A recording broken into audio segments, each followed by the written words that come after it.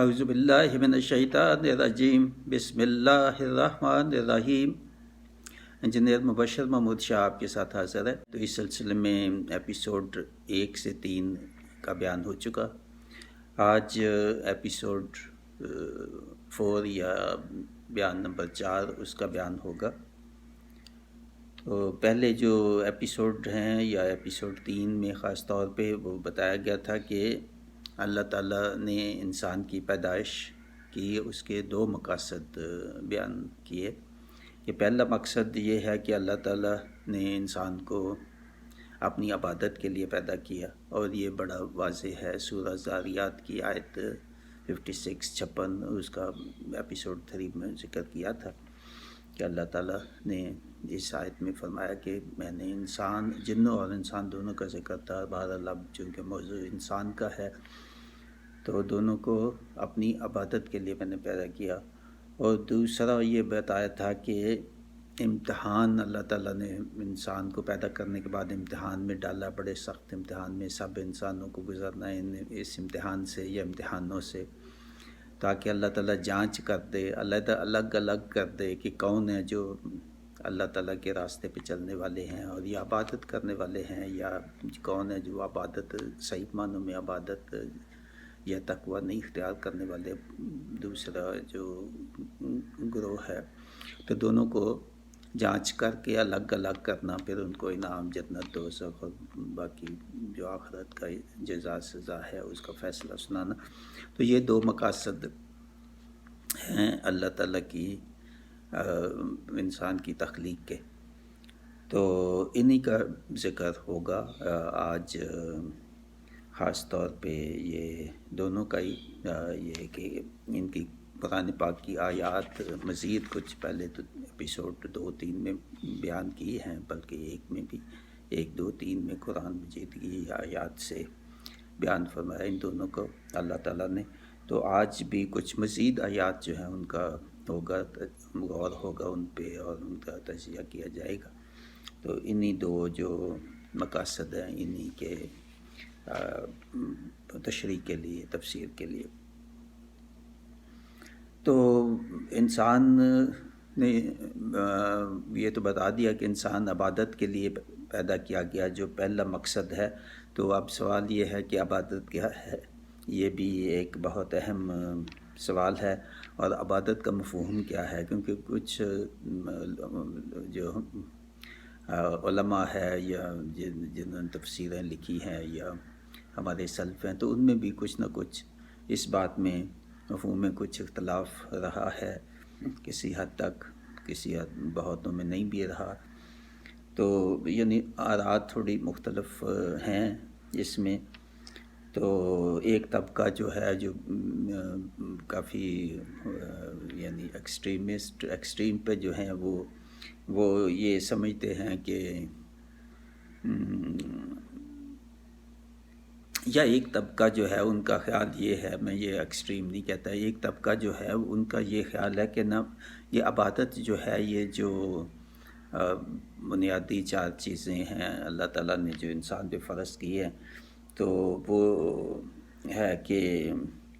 نماز ادا کر دی، روزے رکھ لیے، جن کو توفیق ہوئی، اہل حیثیت ہوئے تو انہوں نے اپنے مال میں سے زکوٰۃ دے دی، تو حج کر لیا، تو بس یہ ادا ہو گیا۔ عبادت تو یہی ہے، عبادت کا مفہوم جو اللہ تعالیٰ نے کہا ہے، اصل عبادت یہی ہے۔ وہ یہ نہیں کہتے کہ اس کے بعد اعمال، ان کو سمجھتے ہیں کہ وہ اعمال ہیں، عبادت یہی ہے، یا اس طرح کا مختلف مفہوم۔ بہرحال یہ انکار نہیں ہے ان کا بھی کہ جو باقی ان کے علاوہ جو اللہ تعالیٰ کے احکام ہیں کیا وہ نہیں ہے، وہ بھی ہیں، مگر وہ سمجھتے ہیں کہ عبادت تک یہ ہے۔ تو اور یہی دین کی اصل ہے یا دین کی بنیاد ہے، تو باقی جو ہے وہ اعمال ہیں۔ تو یہ ہے، لیکن قرآن اور احادیث کے مطالعہ سے اور آیات سے اور ان کا تجزیہ کرنے سے اور غور و خوض کرنے سے یہ بات ٹھیک نہیں لگتی کہ مکمل دین یہاں پہ ہی ہے۔ ٹھیک ہے، دین کا ایک حصہ اور بہت اہم حصہ یقیناً، مگر یہ دین مکمل نہیں ہے۔ اور دین کی بنیاد ضرور ان باتوں پہ ہے، یہ ٹھیک ہے، تو اس کے بعد بھی جو وہ بھی دینی ہے، وہ ان کو بہت غیر اہم نہیں ان کو سمجھنا چاہیے۔ تو عبادت جو اللہ اور رسول کی مکمل فرما برداری جو بھی ہے کام میں سب ہیں، ٹھیک ہے، کچھ پرائرٹی ہے، کچھ کی کم پرائرٹی کہہ سکتے ہیں، مگر سب احکام اللہ تعالیٰ کے اور اللہ تعالیٰ کے رسول کی جو سنت ہے یا احادیث صحیح احادیث، تو ان کو ماننا، ان پہ عمل کرنا، یقین رکھنا کہ یہ مکمل دین ہے اور دین میں ہی ہے، تو یہ ہے ان پہ پھر عمل کرنا، یہ عبادت۔ تو اس میں توحید کا دل سے اقرار کرنا سب سے پہلی بات، اور اللہ کے ساتھ کسی اور کو شریک نہ ٹھہرانا، اور اس کے بعد نماز پڑھنا، قائم کرنا، خود بھی اپنے گھر والوں کو بھی جو ہے نماز کے لیے کہنا، اور رمضان کے روزے رکھنا جن کے لیے بھی یہ فرض ہیں، اور یعنی صحت اجازت دیتی ہے، اور وہ ان کے لیے رمضان کے روزے رکھنا، اور پھر جو اہل حیثیت ہیں جن پہ زکوٰۃ بنتی ہے تو وہ زکوٰۃ دیں، اور ساتھ اس کے باقی جو ہے حج بھی جن پہ جن پہ حج جو ہے وہ کہا گیا ہے کہ وہ کریں، کون ہیں وہ، ان میں بھی ایکسیپشنز ہیں، ان ایکسیپشنز کو چھوڑ کے باقی جو ہے ان پہ بھی وہ بھی حج جو ہے وہ کریں ایک زندگی میں ایک دفعہ، جن میں حیثیت ہو اور صحت اجازت دیتی ہے۔ تو اس کے ساتھ پھر دیگر احکام جو بھی ہیں، چاہے قرآن میں ہیں اور حدیث میں ہے یا سنت نبی پاک صلی اللہ علیہ وسلم، تو وہ بھی ادا کرنے احکام، وہ بھی اس عبادت کے مفہوم میں شامل ہے۔ وہ پہلے یہ جو 4 بتائے ہیں یہ بالکل بنیادی ہیں، پلرس ہیں اسلام کے یا دین کے، مگر باقی جو ہے اگر یہ پلرز ہیں تو باقی جتنی باتیں ہیں وہ عمارت ہے، بلڈنگ تو وہی ہے، جو اخلاقیات اور کیریکٹر جو ہے اس پہ اور معاملات جو ہیں وہ سارے جو آگے بیان ہوں گے، تو عمارت تو وہ ہے، ٹھیک ہے، یہ بنیاد ہے، مگر خالی بنیاد تو کافی نہیں ہوتی بلڈنگ کا عمارت کے لیے۔ تو باقی جو ہیں جیسے راست گوئی کرنا، سچ بولنا، جھوٹ نہ بولنا، امانت داری کا خیال رکھنا، کسی سے امانت لی تو خیانت نہ کرنا، والدین کی اطاعت بہت بہت اہم، ایفائے عہد، جیسے میں کہ عہد کسی سے کیا تو اسے پورا کرنا، امر بالمعروف اور نہی عن المنکر، اور یہ جو ہے یہ بھی اہم ہے کہ بھلائی کا کہو، لوگوں کو برائی سے روکو، اور جہاد فی سبیل اللہ جو ہے، اور پڑوسیوں، مسکینوں، محتاجوں کے ساتھ حسن سلوک، جانوروں کے ساتھ اچھا برتاؤ کرنا، دعا کرنا اللہ تعالیٰ سے مغفرت کی بھی، صحت کی بھی، اور رزق کی بھی، اور جو بھی دعائیں ہیں، یہ دعا بھی عبادت میں آتا ہے۔ ذکر الہی جو ہے عبادت ہے، تلاوت قرآن عبادت ہے، ہر قسم کے تمام اعمال صالحات جو ہیں وہ عبادت کے ہی اجزاء ہیں۔ تو اس طرح اللہ تعالیٰ کی محبت اور رسول کی محبت اور رحمت، خداوندی کا امیدوار ہونا، اور اس کے لیے کوشش بھی کرتے رہنا، دعا بھی کرتے رہنا، یہ بھی عبادت ہی ہے، اور عذاب الہی کا خوف رکھنا یہ بھی عبادت ہے، خشیت، انابت، اخلاص جو ہے اللہ تعالیٰ کی عبادت میں اخلاص ہو، دوسروں سے معاملات میں اخلاص ہو، سچائی ہو، اور صبر و شکر، توکل جو ہے کرنا، اللہ تعالیٰ کی رضا چاہنا ہر بات میں۔ تو یہ سب اچھی صفات جو ہیں یہ عبادت کے مفہوم میں ہی شامل ہے۔ تو اور دیگر بہت روایات میں کچھ معمولی اختلاف کے ساتھ ایسا ہی بیان کیا گیا ہے، جیسے ایک روایت ہے ابن تیمیہ رحمۃ اللہ علیہ، ان کی عبادت ہے یا ان کا موقف، ان کا ایک رسالہ عبودیہ ہے، اس میں بھی اسی قسم کا جو میں نے بتایا کہ عبادت کا مفہوم بیان کیا گیا ہے۔ رسول اللہ صلی اللہ علیہ وآلہ وسلم کا ارشاد ہے کہ اسلام کی بنیاد 5 باتوں پر ہے۔ ایک، شہادت کہ اللہ ایک ہے اور اس کے ساتھ اس کا کوئی شریک نہیں، اور محمد صلی اللہ علیہ وآلہ وسلم اس کے رسول ہیں، یہ 2۔ اور نماز قائم کرنا، یہ 3، زکوٰۃ ادا کرنا جن پہ زکوٰۃ بنتی ہے یہ ہو گئے 4، اور حج جن پہ بنتا ہے حج کرنا وہ یہ جو ہے حج، اور یہ 5 یہ 4 ہو گئی، اور رمضان کے روزے رکھنا، یہ 5 باتیں جو ہیں یہ بنیادی ہیں۔ نبی پاک صلی اللہ علیہ وسلم سے بھی جو سوال کرتے تھے صحابہ تو ان کے جواب بھی یہ انہوں نے کہا، اور یہ بخاری اور مسلم دونوں میں یہ روایت ایسی ہے کہ نبی پاک صلی اللہ علیہ وسلم نے اس کے جواب میں یہ کہا کہ یہ ہے بنیاد، یہ بنیاد کہا، مگر احکام باقی بھی 7 اہم ہیں، مگر بنیاد جیسے ہمارا کی بنیاد کا میں نے کہا تو یہ 5 چیزوں پہ ہے۔ تو یہ بنیادی کہہ سکتے ہیں بنیادی عبادات، مگر مکمل عبادت نہیں ہے، یہ بنیادی عبادت ہے، لیکن ان کا دائرہ محدود نہیں ہے بلکہ بے حد وسیع ہے۔ اصل دین خدا کی رضا چاہنا، خدا کو خوش کرنا، خدا کی رضا چاہنا، جنت کے حصول کے لیے اور دوزخ سے بچنے کے لیے خوف اور آخرت کا خیال، یہ سارا یہی ہے اصل عبادت۔ تو عبادت کا حکم متعدد آیات قرآن میں عبادت کا حکم جو ہے وہ آیا ہے، اور جن میں چند ایک کا ذکر اب ہوگا، جن میں عبادت کا ذکر کیا گیا ہے کہ اب جی عبادت کی جائے اللہ تعالیٰ کی، اور کس لیے کی جائے۔ اور اس میں پہلی آیت جو ہے وہ سورہ بقرہ کی پہلی آیت جو ہے وہ سورہ بقرہ کی آیت ہے 21، بہت اہم آیت ہے یہ سورہ بقرہ کی۔ اس میں کافی وضاحت ہوتی ہے کہ عبادت کیا ہے اور کس لیے عبادت ہے، کس کے اللہ تعالیٰ کے لیے تو ہے ہی، مگر اللہ تعالیٰ کو بھی کیا مقصود ہے کہ عبادت وہ کیوں چاہتا ہے، اس کو ضرورت نہیں ہے، اس کی تو عبادت کرنے والی بے حساب مخلوق ہے، تو انسان کو کیوں اس میں کہا کہ یہ عبادت کے لیے پیدا کیا۔ تو یہ بتا دیا کہ یہاں کیوں پیدا کیا اللہ تعالیٰ نے، کیوں تو نہیں کہتے، اللہ تعالیٰ نے پیدا کیا جو مقصد تھا عبادت کا، اور پھر عبادت کا کیوں کہا انسان کو۔ تو یہ بڑی اہم ہے، اس میں 2-3 سوالوں کا جواب ہے۔ یا ایھا الناس اعبدوا ربکم الذی خلقکم والذین من قبلکم لعلکم تتقون۔ اے انسانوں، پورے انسانیت کو یہ اللہ تعالیٰ نے جو ہے وہ کہا، پیغام دیا، عبادت کرو، یعنی عبادت کرو، میری عبادت کرو۔ وہی جو انسان کی تخلیق کا مقصد ہے کہ اے انسانوں میری عبادت کرو، کیونکہ میں ہی تمہارا خالق ہوں اپنے رب کی، تو میں ہی تمہارا رب ہوں، میں ہی تمہارا خالق ہوں، مالک ہوں، پیدا کرنے والا ہوں، تجھے رزق دیتا ہوں، تمہارے ہر بات کا جو ہے میں حساب لینے والا ہوں، اعمال کا حساب لینے والا ہوں، آخرت کا میں مالک ہوں۔ سورہ فاتحہ کے ساتھ ملا کے اس کو پڑھے، تو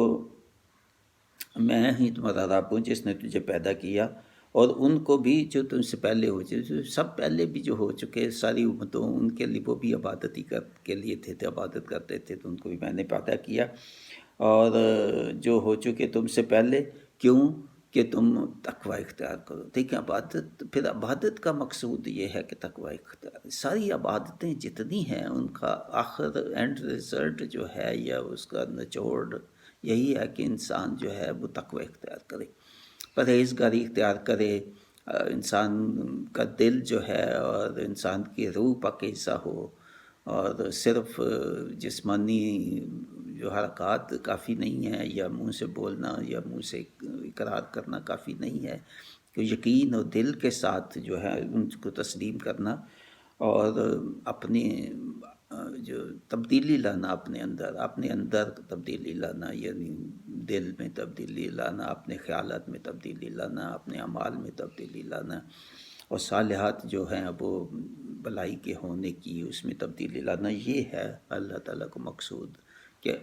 عبادت کے لیے تو کہہ دیا، تو عبادت کا پھر مقصود یہ ہے کہ جہنم سے بچ جاؤ، جہنم کا جو راستہ ہے اس سے جو ہے جو بھی اعمال اس کی طرف لے کے جاتے ہیں ان سے بچو۔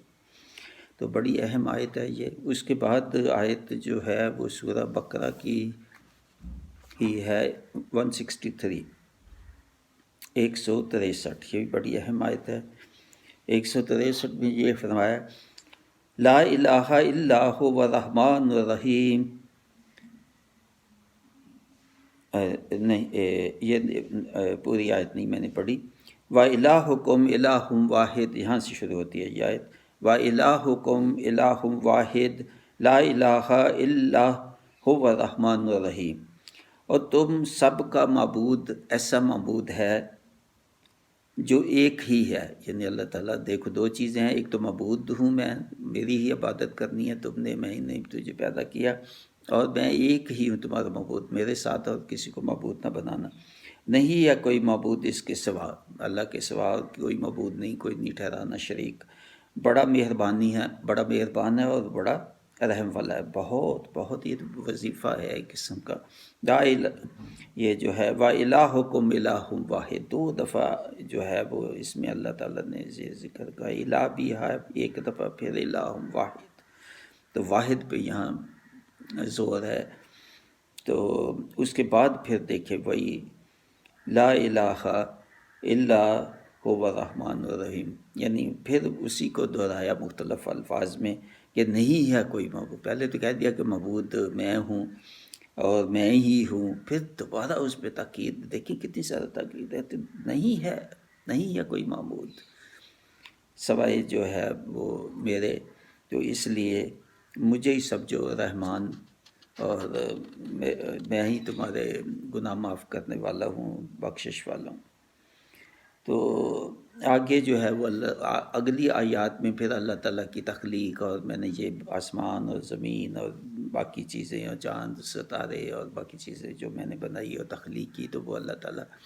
اسی تسلسل میں بیان کر رہا ہے کہ یہ سب کچھ جو بنانے والا ہے اسی کو معبود سمجھو، جو تجھے رزق دیتا ہے۔ تو یہ بڑی اہم ہیں سورہ بقرہ کی دونوں آیات۔ اور اس کے بعد یہ جو میں نے تفسیر لکھی ہے وہ بھی میں سے بتا دیا، میں پڑھ دیتا ہوں۔ اس آیت میں عبادت ایک ذریعہ ہے مگر مقصود تقوی ہے، وہی جو میں نے کہا کہ انسان اللہ تعالیٰ سے ڈرے، آخرت کے عذاب سے ڈرے اور پرہیزگاری اختیار کرے، یعنی تقوی ہی عبادت ہے۔ اس سے اگلی آیت جو 22 ہے اس میں فرمایا کہ اللہ تعالیٰ نے تمہارے لیے آسمان اور زمین بنائے، تمہارے لیے می برسایا کہ تم کھیتی سے رزق اور طرح طرح کے میوے حاصل کر سکو، پس کسی کو اللہ کا ہمسر یا شریک نہ بناؤ، اور تم جانتے تو ہو، پھر اللہ کا احسان کیوں نہیں مانتے؟ یہ سب کچھ جاننے کے بعد بھی اللہ تعالیٰ کا احسان کیوں نہیں مانتے، شکر کیوں نہیں کرتے، اور کیوں اس کے شریک ٹھہراتے ہو؟ اس کے بعد آیت 23 میں فرمایا کہ یہ کتاب قرآن جو میں نے نازل کی ہے اس میں کیوں شک کرتے ہو؟ اللہ کے ساتھ دوسروں کو اپنا مددگار کیوں بناتے ہو؟ اگر تم سچے ہو تو ان سے کہو کہ قرآن جیسی ایک صورت تو بنا کے لاؤ۔ تو اللہ تعالیٰ چیلنج کر رہا ہے کفار کو کہ جو کہتے تھے کہ نہیں یہ نبی پاک صلی اللہ علیہ وسلم نعوذ باللہ خود ہی لکھ لیتے تھے، کسی سے لکھوا لیتے ہیں، کچھ اس قسم کی باتیں شک کرتے تھے اور مانتے نہیں تھے کہ قرآن اللہ تعالیٰ کی طرف سے ہے۔ تو اس کو اللہ تعالیٰ نے چیلنج کیا کہ کہو کہ ایسی کوئی آیت تو بنا کے لائیں، یہ معجزہ ہے قرآن، اور اس جیسی یہ نہیں بنا سکیں گے، اور واقعی آج تک کوئی نہیں بنا سکا۔ تو بڑی اہم یہ تینوں آیات جو ہیں، بلکہ 4 آیات کا حوالہ ہو گیا، البقرہ کی 21، 22، 23 اور 163۔ تو اس کے بعد یہ ہے کہ دوسروں کا جو مددگار نہ کسی کو بنا، مدد مجھ سے ہی طلب کرو جو بھی طلب کرنا ہے۔ تو عبادت کو تقوی کا ذریعہ قرار دیا یہاں پہ اس آیت یا ان آیات میں۔ تو اللہ کا ایک خدا ماننا، اس کو شریک نہ بنانا، اور قرآن کے تمام احکام کو تسلیم کرنا، دل سے قبول کرنا اور ان پر عمل کرنا، یہ عبادت کا بہترین مفہوم ہے۔ تو کنکلوژن پھر یہی ہوا کہ ان اوپر والی جو بحث تھی کہ عبادت کیا ہے، تو یہ سب چیزیں جو ہیں یہ عبادت ہی ہے، مکمل عبادت کے ہی یہ اجزاء ہیں۔ اور اہم جو ہے اس کے اعمال ہیں، تو یہ ہے پوری عبادت، اور مقصود ساری عبادتوں سے تقوی ہی ہے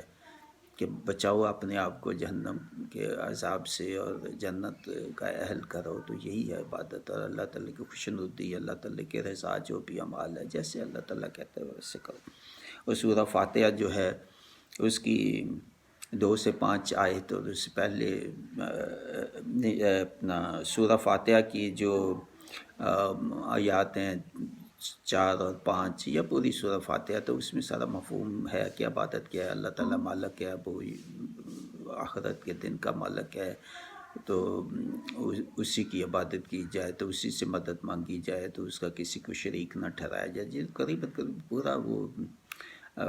اس میں آ جاتا ہے۔ اور پھر سورہ بقرہ کی 2 سے 5 آیات، یہ سورہ فاتحہ اور سورہ بقرہ کی 2 سے 5 ان کو ملا لیں تو یہی ہے پوری عبادت کا، اس میں ذکر آ جاتا ہے، ایمان کی شرائط کا ذکر آ جاتا ہے۔ تو اس کے بعد آیت جو ہے 30 جو ہے سورہ بقرہ کی، وہ اس میں یہ فرمایا کہ بندوں کو عبادت کا حکم کرنے کا کہا اللہ تعالیٰ نے، اور عبادت کا مفہوم بتانے کے بعد اللہ تعالیٰ نے فرشتوں کو اکٹھا کر کے فرمایا کہ یہ ہے وہ آدمی جسے میں نے پیدا کرنے کا ارادہ کیا ہے، جو میری عبادت کرے گا، یعنی میں اسے اپنی عبادت کے لیے اپنا زمین پر خلیفہ بنا رہا ہوں۔ یہ آیت 30 بھی ہے، پھر آیت 34 تک ہے، یہ 30 سے 34، تو اس کا یہ خلاصہ ہے۔ تو اس پر فرشتوں نے جواب دیا کہ اے یا خدا، تو انسان کو بنا رہا ہے دنیا میں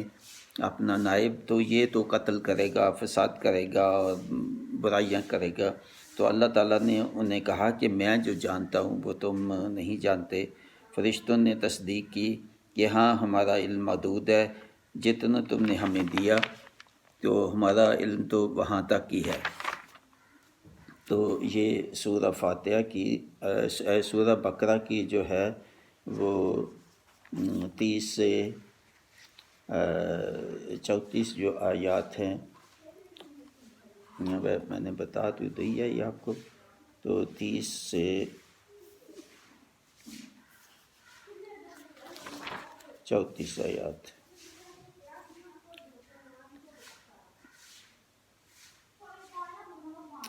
تو ان میں یہ فرمایا، اس کا ترجمہ پڑھ دیتا ہوں، اس میں نے قریباً ترجمہ بتا دیا ہے۔ تو یہ ہے، اور یاد کرو جب کہا تیرے رب نے فرشتوں سے کہ یقیناً میں بنانے والا ہوں زمین میں ایک خلیفہ، تو انہوں نے کہا تھا کہ کیا تو مقرر کرے گا زمین میں خلیفہ اس کو جو فساد برپا کرے گا، اس میں وہ خون ریزیاں کرے گا، جب کہ ہم تسبیح کرتے ہیں تیری حمد و ثنا کے ساتھ اور تیری تقدیس کرتے ہیں اے اللہ۔ تو اللہ نے فرمایا یقیناً میں جانتا ہوں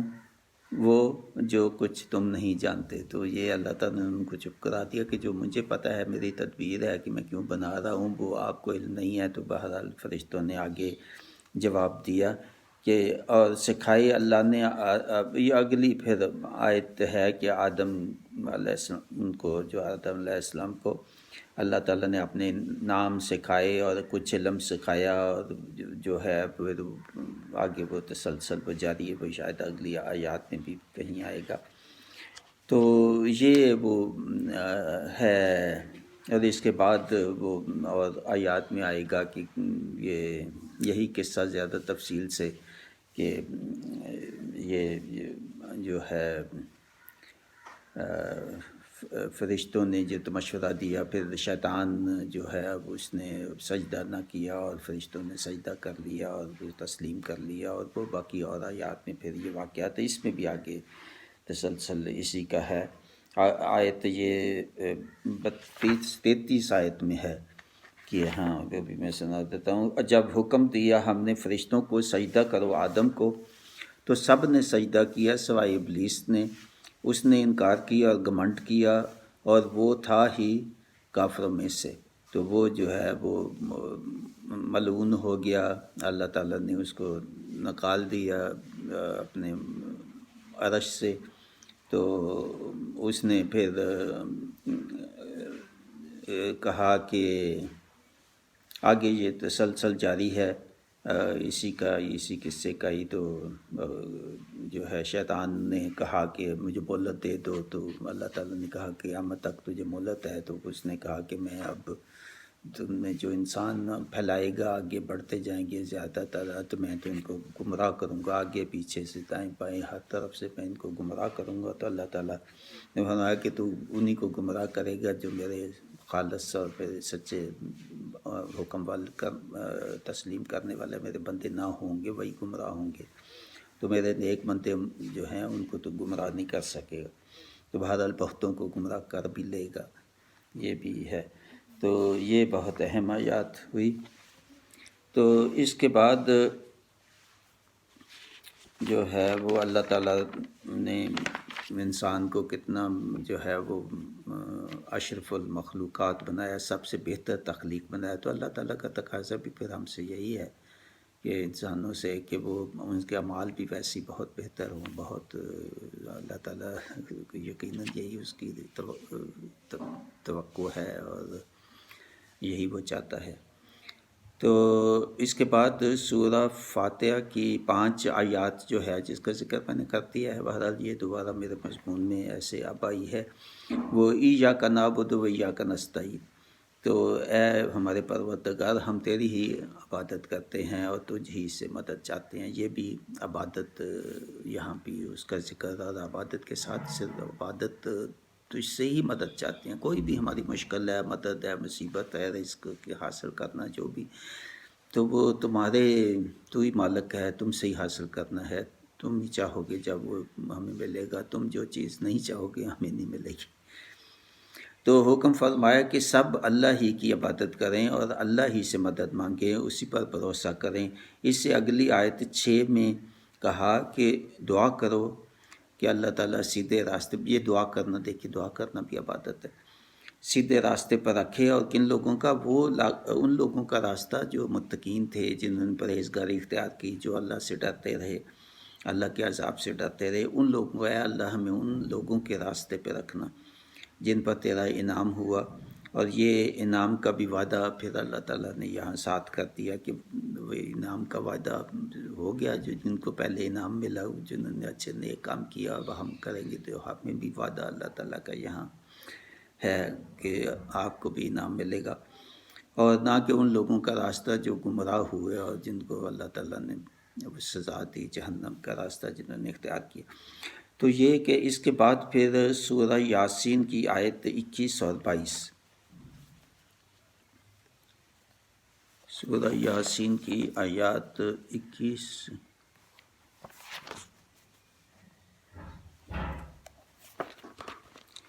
21 اور 22، تو اس میں یہ فرمایا، آیت جو ہے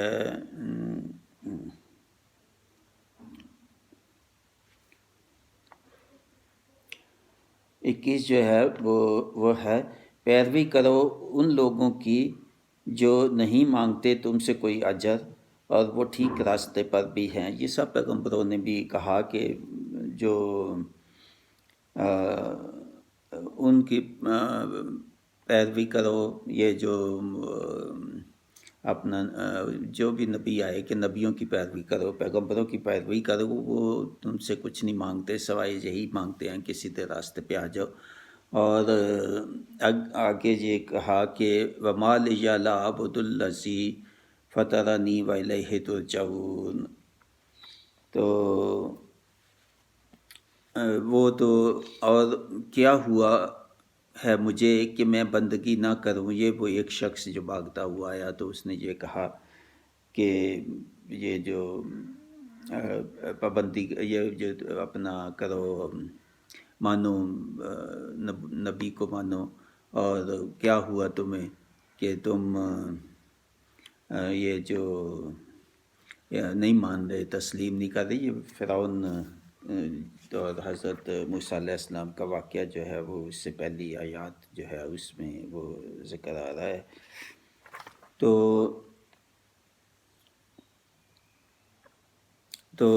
یہ کہا کہ عبادت کا یہ کہ میں کیوں عبادت نہ کروں اس کی، یہ اصل میں یہ ہمارے لیے ہے کہ ہم کیوں عبادت نہ کریں اللہ تعالیٰ کی، کہ اس نے ہمیں پیدا کیا ہے، وہ ہمارا مالک ہے، وہی ہمارے رزق دیتا ہے، تو پھر کیا وجہ ہے ہم اس کی عبادت نہ کریں۔ یہ سمجھانے کے لیے دوسرے لوگ جو ہیں ان کو وہ شخص جو ایک بھاگتا آیا تو اس نے یہ کہا کہ یہ جو عبادت کیوں نہیں ہم عبادت کریں ان کی، جس نے مجھے پیدا کیا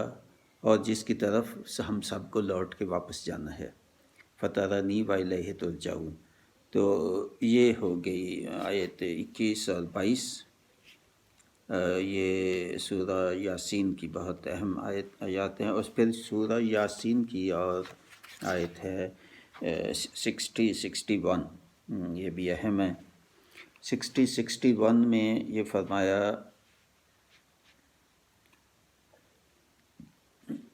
الم احد الیکم یا بنی آدم ان لا تعبدوا الشیطان انہ لکم عدو مبین۔ یہ 60 ہے۔ 60 کیا نہیں ہدایت کی تھی میں نے تمہیں، یعنی انسان کو، ہمیں سب کو کیا ہدایت یہ نہیں کی تھی اللہ تعالیٰ نے کہ اے اولاد آدم، یعنی تمام انسانوں کو، اے اولاد آدم کہ نہ عبادت کرنا تم شیطان کی، کہ شیطان کی عبادت نہ کرنا۔ تو جب وہ قصہ اللہ تعالیٰ نے بتایا کہ جب یہ ہوا کہ آدم اور شیطان اور ان میں آپس میں جو ہے وہ بحث ہوئی اور سجدہ نہ کیا، تو اس وقت اللہ تعالیٰ نے کہا کہ مردود ملعون، تمہاری کوئی میرا جو خالص بندے ہیں، نیک بندے ہیں، وہ تمہارے راستے پہ نہیں چلے گی، تمہارے دوست نہیں ہوں گے، تمہارے کہنے پہ نہیں چلے گی، تمہاری عبادت نہیں کریں گے، مطلب تمہاری کوئی بات وہ نہیں مانیں گے، تمہاری چالوں میں نہیں وہ آئیں گے، تو بلا شبہ وہ تمہارا کھلا دشمن ہے۔ تو شیطان کھلا دشمن ہے، شیطان نفس بھی ہے، نفس کا جو اندر کا جو شیطان ہے اس سے بھی بچنا، اور جو باہر کا جس کی بات ہوتی ہے وہ بھی اللہ روکتا ہے انسان کو نیک کاموں سے، بلائی کے کاموں سے، تو وہ تو کھلا دشمن ہے۔ اور اگلی 61 آیت 61 میں وہ فرمایا وَانِعْبُدُونِی هَٰذَا صِرَاطٌ مُسْتَقِیمٌ، کہ شیطان کو تو نہ اس کی عبادت کرنا، تو سیدھا راستہ کیا ہے کہ صرف اور صرف میری عبادت کرنا۔ دیکھیں اللہ تعالیٰ نے پھر کہا کہ میری عبادت کرنا، شیطان کے پیچھے نہ چلنا، اس کی کہنا نہ ماننا، اس کی عبادت نہ کرنا۔ تو سیدھا راستہ کون سا ہے کہ صرف ایک واحد اللہ کی ہی عبادت کی جائے۔ تو یہ سورہ یاسین کی اہم آیات عبادت کے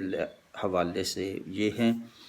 آگے سورہ زمر کی آیت 2 ہے اور بے حد اہم، بہت ہی اہم۔ اس میں یہ فرمایا، تو اس سے پہلی آیت جو ہے وہ قرآن مجید کی جو نازل کرنے کی ہے کہ یہ اللہ تعالیٰ بڑا زبردست ہے، حکمت والا ہے، اس نے یہ کتاب قرآن مجید جو ہے وہ نازل کی۔ تو اس کے بعد دوسری آیت یہ ہے اِنَّا أَنزَلْنَا إِلَيْكَ الْكِتَابَ بِالْحَقِّ، اور یہ جو کتاب نازل کی ہے یہ سچائی کے ساتھ ہے، حق کے ساتھ نازل کی۔ فَاعْبُدِ اللَّهَ مُخْلِصًا لَهُ الدِّينَ، کہ بلا شبہ ہم نے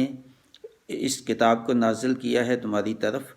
اور یہ کتاب بالکل برحق ہے، یہی سچ ہے، یہی حق ہے، سو عبادت کرو اللہ کی خالص کرتے ہوئے۔ یعنی دیکھیں بہت اہم ہے کہ عبادت کافی نہیں ہے، خالص اللہ کی عبادت، یعنی ساتھ کوئی اور ذہن میں نہ ہو، یعنی خالص اللہ کے، مخلصاً، خالص، صرف اور صرف خالص ایک ہی اللہ کی عبادت کرو۔ اس کے لیے اپنی مکمل اطاعت، یعنی عبادت کا کیا ہے یہ دیکھیں، یہاں کافی یہاں بھی جو ہے کہ عبادت مکمل اطاعت ہے، اس کے لیے اپنی مکمل اطاعت، یعنی عبادت کیا ہے اللہ تعالیٰ کی مکمل اطاعت، یہ عبادت ہے۔ وہ جو صرف 4 جو ریچولز ہیں یا بنیادی جو عبادات ہیں وہ نہیں ہے، عبادت مکمل اطاعت اللہ تعالیٰ کی، جو کچھ اللہ تعالیٰ نے کہا ہے اس کی اطاعت یہ ہے۔ اور آگے یہ جو آیت یہ تو 2 ہوگی، اور آیت 3 میں یہ کہا جان لو اللہ ہی کا حق ہے خالص عبادت و اطاعت، اور وہ لوگ جنہوں نے بنا رکھے ہیں اس کے سوا دوسرے سرپرست اور کہتے ہیں کہ نہیں عبادت کرتے ہم ان کی مگر اس غرض سے کہ پہنچا دے وہ ہمیں قریب اللہ کے کسی وجہ سے، بے شک اللہ فیصلہ کرے گا ان کے درمیان ان سب باتوں کا جن میں وہ اختلاف کر رہے ہیں، بلا شبہ انہیں نہیں راہ دکھاتا ایسے شخص کو جو جھوٹا اور منکر ہو۔ بہت اہم ہے یہ آیت نمبر 3 میں، پھر وضاحت، پھر بڑا فوکس کیا، بڑا زور دیا کہ عبادت کا حق صرف اللہ کا ہی ہے، اور خالص عبادت و اطاعت دونوں چیزیں، عبادت میں یعنی اطاعت بھی شامل ہے، یعنی عبادت اطاعت کے بغیر نہیں ہے۔ یہ دیکھیے بالکل واضح کلیئر کر دیا۔ تو پہلے تو یہ آیت میں کہا کہ مکمل اطاعت یا عبادت ہے، پھر یہاں کا کہ عبادت جو ہے وہ اطاعت کے ساتھ، اطاعت لازمی ہے ساتھ اس کے، اور پھر کہا کہ اللہ کے سوا دوسرے جو بنا لی ہیں آپ نے، اور کہ وہ ٹھیک ہے مانتے اللہ کو بھی ہو مگر کچھ اور بھی اختیار اللہ تعالیٰ نے کچھ لوگ اوروں کو بھی دیے ہوئے ہیں تو ان سے بھی جا کے مانگتے ہو، اور بعض یہ کہتے ہیں جا کے جی یہ ہم تو اس لیے کہتے ہیں کہ جی یہ ہمیں اللہ کے قریب پہنچا دے، تو اس کی بھی بڑی سخت شدید ممانعت یہاں پہ کی ہے کہ اس غرض سے بھی کہ کوئی آپ کو اللہ کے قریب جا کے پہنچا دے تو اس سے جا کے مدد مانگنی، دعا کروانی اور چیز ہے کہ دعا کسی سے نیک بندے، کسی سے بھی نیک بندے سے، اولیاء اللہ کسی سے، مگر جا کے ان کو کہنا کہ تم مجھے اللہ سے یہ دلوا دے، دعا کرنی اور چیز ہے، دعا کے لیے کہنا اور چیز ہے، مگر یہ سمجھنا کہ اس کے پاس کچھ اختیار اللہ تعالیٰ نے دیا ہے کہ یہ ہمیں اللہ کے قریب کر دے گا، تو وہ غلط ہے۔ تو یہ ہوئی بات۔ اچھا، اس کے بعد سورہ زمر کی یہ 6 آیت، وہ بھی میں نے بہرحال یہ 6 جو آیت ہے یہ انسان کی تخلیق کے مراحل ہیں، یہ 5 تک قریباً میں نے بتا دیا۔ تو یہ 6 جو آیت ہے سورہ زمر کی، اس میں انسان کی تخلیق جو ہے اس کے مراحل بتائے ہیں، تو جو بہت اہم ہے۔ اس کا موضوع بھی میرا یہی ہے کہ اللہ تعالیٰ نے انسان کو کن مقاصد کے لیے پیدا کیا اور تخلیق کے مراحل کیا ہے انسان کے۔ تو یہ جو آیت زمر کی آیت 6 ہے اس میں تخلیق کے مراحل بھی بتائے۔ تو بہرحال میں اس کا ترجمہ پڑھ دیتا ہوں۔ اس نے پیدا کیا ہے تم کو ایک جان سے، یعنی آدم علیہ السلام بھی ایک سے شروع ہوئی، اور پھر بنایا اسی میں سے اس کا جوڑا اماں حوا کو بائیں پسلی سے، جو آدم علیہ السلام کی بائیں پسلی اس سے پیدا فرمایا، اور یہ جوڑا بنا دیا آدم اور حوا، اماں حوا کو کا، اور پیدا کیے اس نے تمہارے لیے چوپایوں میں سے 8۔ اور پھر یہ اللہ تعالیٰ نے انسان کو جو تخلیق کیا تو اس کے لیے اللہ تعالیٰ نے بہت چیزیں بہت تخلیق کی، اور اس نے 8 قسم کے چوپائے جو ہے وہ انسان کے لیے بنائے کہ انسان کی وہ طرح طرح سے خدمت بھی کریں، ان سے رزق بھی حاصل کریں، اور پیدا کرتا چلا جاتا ہے وہی تم کو تمہاری ماؤں کے، اور پھر پھیلاتا جاتا ہے انسان کو جو ہے وقت کے ساتھ تمہاری ماؤں کے پیٹوں میں سے ایک شکل کے بعد دوسری شکل۔ یہ سٹیجز دیکھیں، یہ ہے وہ 7 سٹیجز جس کا میں ذکر کرتا ہوں، 7 سٹیجز ہیں یہ انسان کی پیدائش کی جو بہت جگہ میں نے ذکر کیا ہے، اور 3 تاریک پردوں میں سے ہے وہ یہ اللہ جو تمہارا رب ہے، وہی یہ مالک ہے سب چیزوں کے کرنے کا، اسی کی قدرت ہے اور اسی کی بادشاہی ہے، نہیں ہے کوئی معبود سوائے اس کے۔ پھر یہ تاکید کی کہ معبود عبادت صرف کرنی ہے تو صرف اللہ تعالیٰ کی کرنی ہے۔ پھر تم کدھر سے پھرائے جا رہے ہو، تو کیا مت مری گئی ہے، کہا سب کچھ جاننے کے باوجود بھی تو کن کو پیچھے چلے ہو، بتوں کے پیچھے چلے ہو، کوئی اور کو جو معبود تو نے سیکنڈری معبود بھی بنائے ہوئے ہیں کہ اللہ تو ہے مگر اس کے ساتھ ہی یہ بھی ہیں، تو کیا تمہارا عقل نہیں کام کرتی، اور سے سوچتے نہیں ہو عقل سے کہ بنانے والا ایک ہے، تمہارا مالک ایک ہے، تمہارا رزق ایک پاس ہے، سب پھر دوسروں کے پاس کیوں جاتے ہو۔ تو بہت اہم یہ بھی آیت ہے سورہ زمر کی 6 آیت، اس میں انسان کی تخلیق بھی ہے اور اللہ تعالیٰ کی صرف ایک اللہ کی عبادت کرنے کا ہے، تو اسی کے مانگنے کا، اور یہ بہت اہم آیت ہوئی۔ تو یہ جو میں نے لکھا ہے یہ میں وہ بھی پڑھ دیتا ہوں۔ تو یہ جو 2 آیت ہے اس کا ترجمہ: ہم نے یہ کتاب تمہاری طرف سچائی کے ساتھ نازل کی ہے، تو خدا کی عبادت کرو، یعنی اس کی عبادت کو شرک سے خالص رکھو۔ یہ تو 2 نمبر ہوئی زمر، اور اس انسان کی تخلیق کے مراحل 6 نمبر آیت میں نے بتایا۔ تو قرآن و سنت کے مطالعہ سے معلوم ہوتا ہے کہ اچھے اعمال کے ستون نماز، روزہ، زکوٰۃ اور حج ہی ہیں، بنیادی یہی ہیں، بنیاد جو ہے اعمال کی۔ انہی چاروں پر اسلام کی پوری عمارت پھر آگے کھڑی ہے۔ اب باقی جو عمارت ہے وہ ان بنیادوں کے اوپر ہے، مگر عمارت تو عمارت ہی ہے، دکھائی تو وہی دیتی ہے۔ مقصد تخلیق کی اس تعبیر سے بھی معلوم ہوا کہ عبارت مقصود بالذات ہیں، کیونکہ ان کے بغیر کوئی بھی شخص امتحان میں کامیاب نہیں ہو سکتا، یعنی ہر شخص کے لیے لازمی ہے کہ یہ ان کو نہیں چھوڑ سکتے، باقی اس کے بعد ہیں، مگر یہ بنیادی یہ 4 ہیں، انہی کے اوپر بنیاد ہے، باقی اخلاقیات کی اور ایک اعمال اور معاملات کی اور سب وہ اسی بنیاد کے اوپر ہیں، انہی کو چھوڑ کے اس وقت نہیں جا سکتے۔ آپ یہ کہیں کہ ہم وہ کر لیں صالحات، یہ تو چل نماز کوئی بات نہیں، روزہ کوئی بات نہیں، یہ نہیں ہے، یہ یہاں فوکس یہ ہے۔ انہیں بنیادی اعمال سے بھی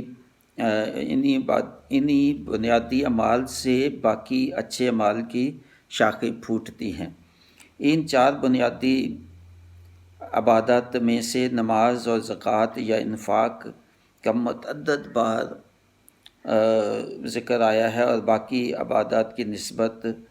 بہت زیادہ تنبیہ اور فوکس ہے یہ 2 کا، یعنی یہ جو 4 بنیادی ہیں ان میں پھر 2 کا بہت زیادہ فوکس ہے۔ نماز اور زکوٰۃ یہ 35 دفعہ قرآن پاک میں اکٹھا آیا ہے، ایک ہی آیت میں 7 جڑے ہوئے آئے ہیں کہ نماز زکوٰۃ پڑھو، نماز قائم کرو، زکوٰۃ دو، نماز قائم کرو، کم از کم یہ 3 درجن دفعہ تو میں نے لکھا، کاؤنٹ کیا تھا اور لکھا ہوا کہ کہاں کہاں یہ آتی ہیں۔ پھر میں نے اپنے جو کہ 3-4 سال پہلے کی بات ہے غالباً، تو میں نے یہ اپنے رجسٹر میں جہاں قرآن پڑھا تو سب جو ہے نا درج کیا کہ کس جگہ، کس صورت میں، کس آیت میں یہ آتی ہیں نماز اور زکوٰۃ، اور اکٹھا کبھی یہ انشاءاللہ ابھی بعد میں جلدی اس پہ بھی میں کروں گا لیکچر کہ نماز اور زکوٰۃ یہ بہت اہم ہے۔ ان 4 میں سے یہ بنیادی، اور پھر باقی چھوڑ نہیں سکتے، باقی سب ہی ہیں، مگر بہت فوکس کریں نماز اور زکوٰۃ، بے حد فوکس، اس پہ فوکس ہو جائے اگر دل سے، یقین سے، تو باقی آسان ہو جاتی ہیں چیزیں، روزہ بھی آسان ہو جائے گا، حج بھی آسان ہو جائے گا، معاملات، اخلاقیات، سب چیزیں آسان ہو جائیں کرنے۔ تو نماز اور زکوٰۃ کا ساتھ ساتھ 3 درجن سے زیادہ مرتبہ کا قرآن پاک میں ذکر ہے۔ اس سے یہ اشارہ ملتا ہے کہ یہ تمام نیکیوں کی جڑ اور تمام بلائیوں کی بنیاد ہے۔ یہ 2 چیزیں جو ہیں، یہ 2 جو عبادتیں ہیں، یہ باقی تمام عبادات کی جڑ یہی ہیں، باقی اسی سے شاخیں نکلتی ہیں۔ تو یہ مولانا امین احسن اصلاحی تدبر القرآن، انہوں نے بھی تفسیر ایسے ہی کی ہے جیسے میں یہ بتا رہا ہوں آپ کو۔ تو یہاں اس جو ایپیسوڈ 4 ہے اس کا اختتام ہوتا ہے، تو اس دعا کے ساتھ کہ اللہ تعالیٰ مجھے، میری اولاد کو، آپ کو، آپ کی اولاد کو، جو بھی سننے والے ہیں